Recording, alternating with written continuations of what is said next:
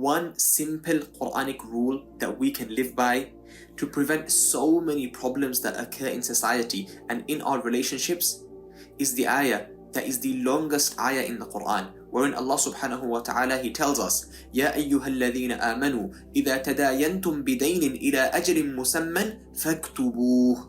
Now, the ayah is very, very long, and the gist of the ayah is that Allah is telling us that, oh, you who believe, when you make a contract, for example, you take a debt, or this can extend to other contracts that we may make with other people.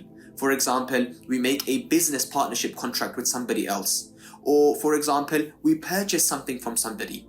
Then in all these circumstances, what should we do? We should write it down. We should put it on paper. How many situations occur and how many problems occur simply because of the fact that the two parties involved do not write down what they agreed upon. And for this reason, later on, when things turn sour, they have nothing to refer back to. And then there are huge disagreements, and brother, father and son are no longer speaking because things were not written down. So especially when you are doing large dealings, you are taking a loan from somebody, you are starting a partnership with somebody, write down the dealings in black and white. And think about it, in the West, when we go to a shop, you go to somewhere to purchase, what do they give you? They give you a receipt. This is proof, so that if something goes wrong, you can take that receipt back and say, look, I purchased this, I'd like a refund.